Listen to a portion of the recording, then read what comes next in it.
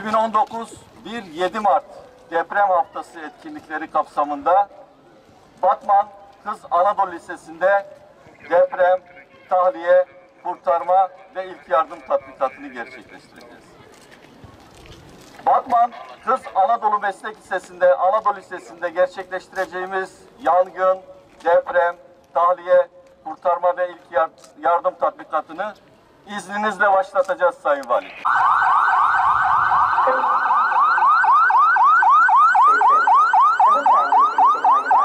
Öğrencilerimiz açık alanda toplanacak.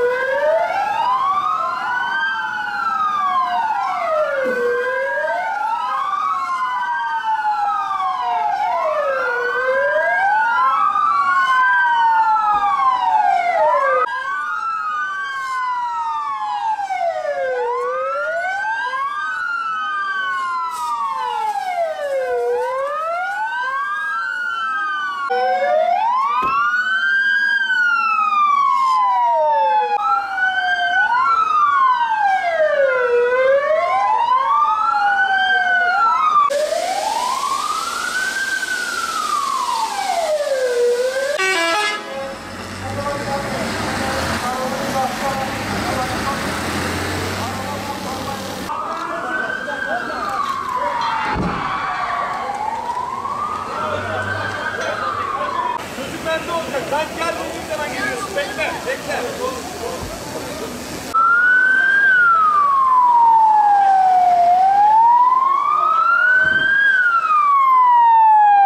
Okulumun binasında çıkış noktalarının kapalı olmasından dolayı mahsur kalan...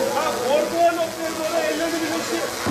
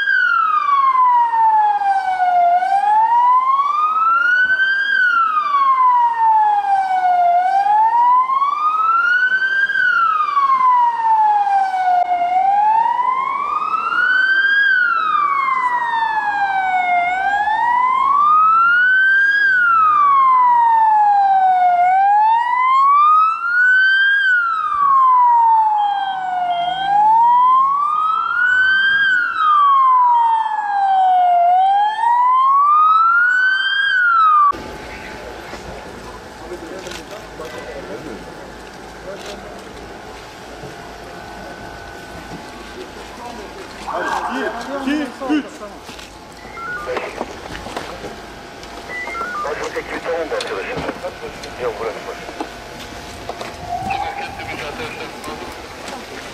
bırakma.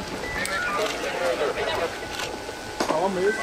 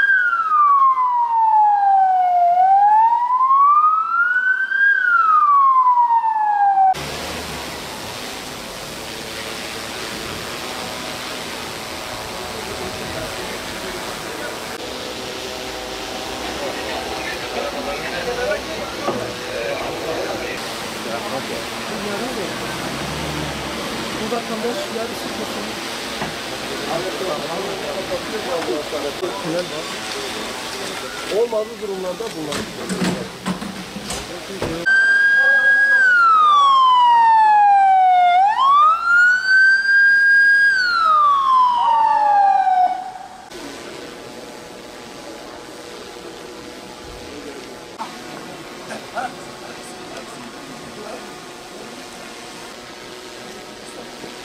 Enkaz altında kalan şahıslara ulaşmak için arama tekniklerimiz başlamıştır. İlki sesli arama. İkinci sırada köpekle arama tekniği arkadaşlar.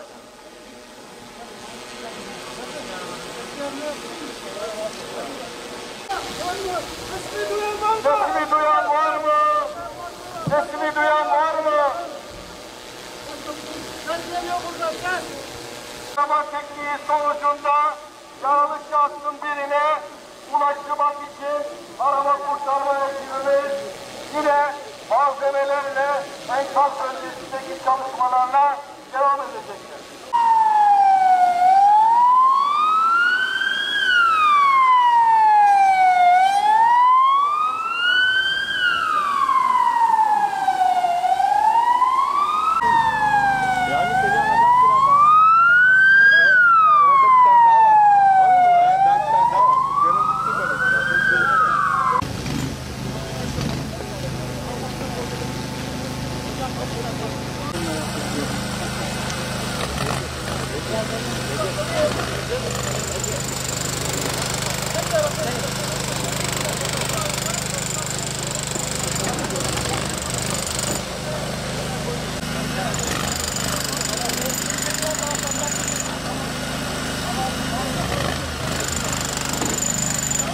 Sisli kapısı gelsin. Hüseyin. Sisli kapısı gelsin. Yürü. Sol.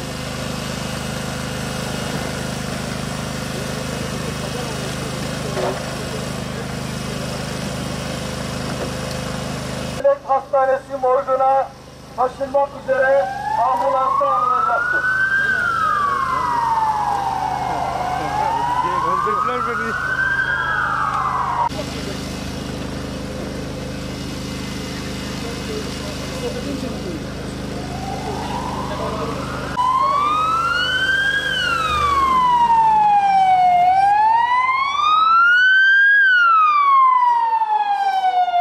Ses dinleme cihazının sensörlerinden sağlıklı veri alabilmemiz için enkaz bölgesindeki bütün cihazları kapatıyoruz. Arama dedektörünün kayıtlarından, verilerinden eks olan şahsın bulunduğu yeri tespit edip Bunlar çıksın ondan sonra. Hadi. Arkadaşlar gelin. söz konusu sensörün bulunduğu bölge taranacaktır.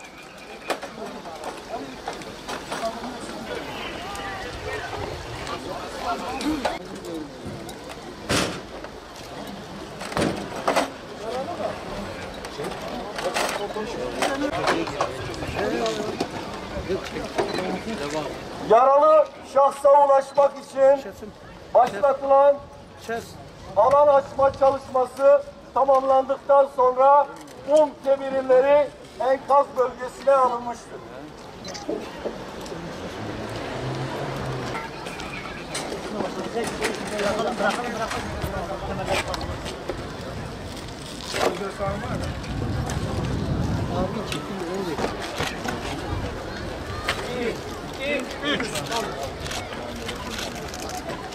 Yaralı şahsın sedyeye alınma işlemi tamamlanmıştır.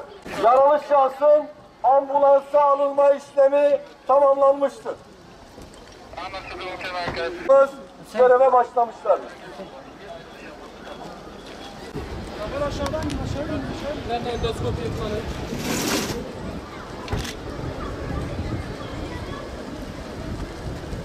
Tekrar. Tamam mı? Tamam tabii.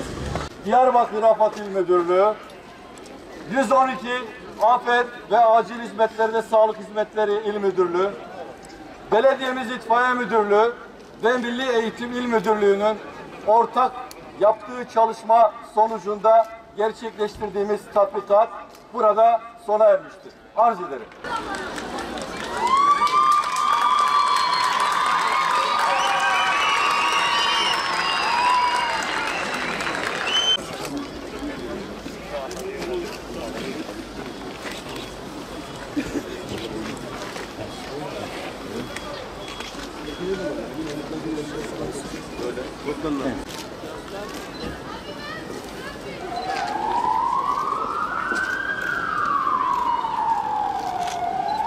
Evet, bugün bir deprem tatbikatı yaptık. Tüm kurumların koordinasyonunda. Biz deprem bölgesi üzerinde olan bir şehir değiliz ama çok önemli deprem bölgelerine komşu bir şehiriz. Dolayısıyla buradaki kurumsal kapasitemiz ileride yaşanabilecek, komşu şehirlerde yaşanabilecek bir afet durumunda çok önemli fonksiyonlar icra edecek. O yüzden her türlü felakete, afete kurumlarımızın hazır olması gerekiyor.